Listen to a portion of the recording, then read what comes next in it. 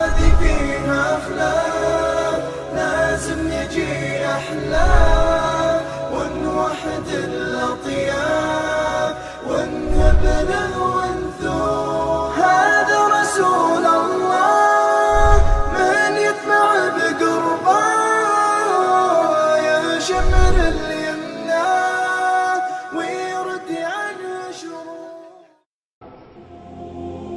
سوچئے اپنی بیویوں کے لیے اپنے ماں باپ کو گھروں سے نکالنے والوں، اپنی بیوی کو اپنے گھر سے نکال کر الگ مکان دے کر اس میں رہائش دینے والوں کہ یہ میرے ماں باپ کے ساتھ گزارا نہیں کر سکتی، اس کو الگ رہائش دے دو.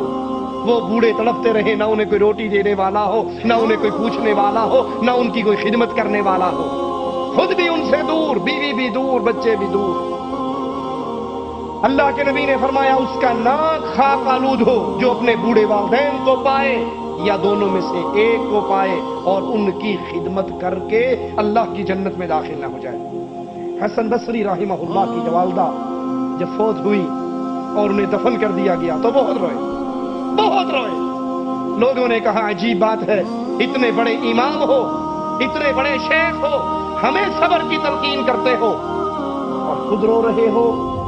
کہا میرے رونے کی وجہ یہ ہے، سننا ذرا حسن بصری کے جملوں، میرے رونے کی وجہ یہ ہے کہ ماں باپ کی صورت میں میرے لیے دو دروازے اللہ کی جنت کی طرف کھلتے تھے کہ میں ان کی خدمت کر کے جنت کو پا سکتا تھا. آج ایک دروازہ بند ہو گیا، اب میرا صرف ایک ہی دروازہ جنت کی طرف. یہ بوڑھے ماں باپ مصیبت نہیں ہے، انگریزوں کی تقلید کرتے ہوئے ان کو اولڈ ہاؤس میں جمع کروانے والوں، ان کو بوڑھے خانے میں پھینک آنے والوں، آج تم ان کے ساتھ یہ سلوک کرو گے، کل تمہاری اولاد تمہارے ساتھ یہ سلوک کرے. یہ اللہ کی رحمت ہے، یہ اللہ کی نعمت ہے، یہ اللہ کی عطا ہے. حسن بصری کہہ رہے ہیں میری ماں اور میرے باپ کی صورت میں میرے لیے جنت کے دو دروازے کھلے تھے اور ایک کے موت ہونے سے آج جنت کا دروازہ بند ہو. ماں باپ کی خدمت، ماں باپ کی شان پوچھنی ہے تو ان سے پوچھئے جن کی منہ سے یہ باغ ڈھک چکا ہے، جو ترستے ہیں کاش ہم اپنے باپ کی شکل کو دیکھ سکتے، جو ترستے ہیں اپنے بابا کا نام لیتے ہوئے، جن کے سروں پہ ماں اور باپ کا سایہ نہیں ہے، ان سے پوچھئے ماں باپ کی قیمت کتنی ہوگی. حسن بصری کہتے ہیں یہ جنت کے دو دروازے کھلے تھے. میں ماں کی خدمت کر کے، میں اپنے باپ کی خدمت کر کے اللہ کی جنت میں داخل ہو سکتا تھا.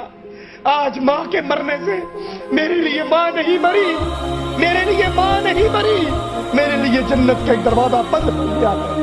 اب جنت میں جانے کے لیے میرے پاس صرف ایک ہی دروازہ.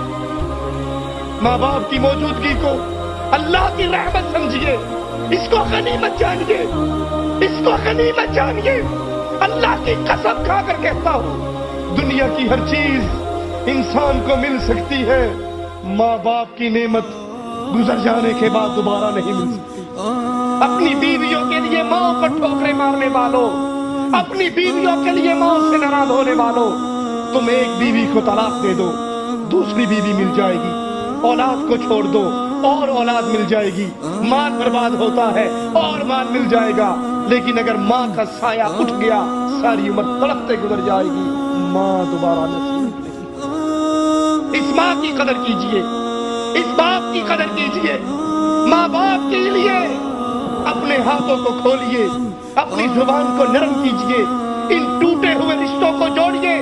اور اگر کوئی ماں باپ سے ناراض ہوا ہے یا ماں باپ اس سے ناراض ہیں، ابھی زندہ ہیں، زندگی میں ہیں، اس موقع کو غنیمت جانو. ان سے فون کے ذریعے، خط کے ذریعے معافی مانگ کر ان سے اپنا معاملہ ٹھیک کر لو. کیوں؟ یہ ماں باپ یا جنت ہے یا جہنم.